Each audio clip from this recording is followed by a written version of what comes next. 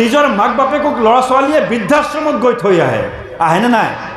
বহুত ডাঙৰ অফিচাৰ, কিন্তু তাৰ মাক বাপেক বৃদ্ধাশ্ৰমত আছে।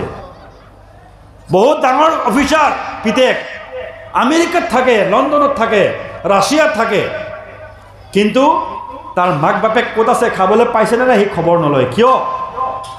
যেতিয়া তাৰ পঢ়া শুনাৰ সময় হৈছিল তেতিয়া বাপেক মাকে অকল দুনিয়াবী শিক্ষা দিছে আৰু ল'ৰা ছোৱালী কেনেকৈ টকাৱালা মেচিন হয়, টকা ঘটাৰ মেচিন হয়, সেইখিনি শিক্ষা অকল দিছে। মৰেলিটি, মূল্যবোধ আৰু মাক বাপেকক চিনি পোৱাৰ যিটো শিক্ষা, যিটো মূল্যবোধৰ শিক্ষা, যিটো নৈতিক শিক্ষা, এই নৈতিক শিক্ষাটো দিয়া নাছিল, যাৰ কাৰণে আজি বাপেক মাক বৃদ্ধাশ্ৰমত থাকিব লগা হৈছে। গতিকে আমি এনেকুৱা শিক্ষা ল'ৰা ছোৱালীক দিব লাগিব যি শিক্ষাৰ দ্বাৰা দুনিয়াবী শিক্ষাও পায়, লগতে দিনী শিক্ষাও পায়।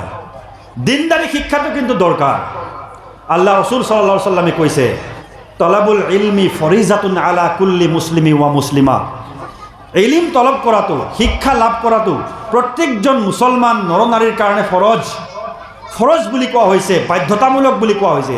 যেনেকৈ নামাজ পঢ়াটো ফৰজ, তেনেকৈ শিক্ষা গ্ৰহণ কৰাটো ফৰজ। এইটো কোন শিক্ষা গ্ৰহণৰ কথা কোৱা হৈছে? এইটো ইছলামী দিনী প্ৰাথমিক শিক্ষাৰ কথা কোৱা হৈছে। যিখিনি শিক্ষা গ্ৰহণ নকৰিলে মানুহে নামাজ শুদ্ধকৈ পঢ়িব নোৱাৰে, ৰোজা শুদ্ধকৈ ৰাখিব নোৱাৰে, কোৰাণ পাক শুদ্ধকৈ পঢ়িব নোৱাৰে, কোৰাণ পাক শুদ্ধকৈ বুজিব নোৱাৰে, সেই শিক্ষা যদি লাভ নকৰে তেনেহ'লে আপুনি শিক্ষা পূৰা লাভ কৰা নাই, আপুনি অশিক্ষিত হৈ থাকিল। কাৰণ আল্লাহ নবী সাল্লাল্লাহু আলাইহি ওয়াসাল্লামে কৈছে, তালাবুল ইলমি ফৰিজাতুন আলা কুল্লি মুছলিমি ওয়া মুছলিমা। ইলিম তলব কৰা, জ্ঞান শিক্ষা অৰ্জন কৰা প্ৰত্যেকজন মুছলমানৰ কাৰণে, নৰ নাৰী, মুছলমান মহিলা, মুছলমান পুৰুষ সকলোৰে কাৰণে ফৰজ।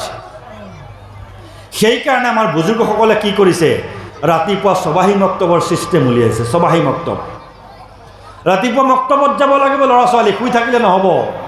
আপোনালোকৰ ল'ৰা ছোৱালী মক্তবত যায়নে নাই? চবেই হাত ডাঙৰ, যায়নে নাই? কোনে কোনে যায় হাত ডাঙৰ? ল'ৰা ছোৱালীক মক্তবত পঠায়?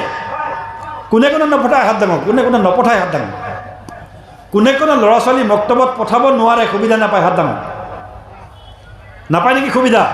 আজিকালি কয় যে হুজুৰ এই স্কুল বৰ সোনকালে যাবগৈ লাগে, ল'ৰা ছোৱালী মক্তবত পঠাবই নোৱাৰোঁ। নাউজুবিল্লাহ।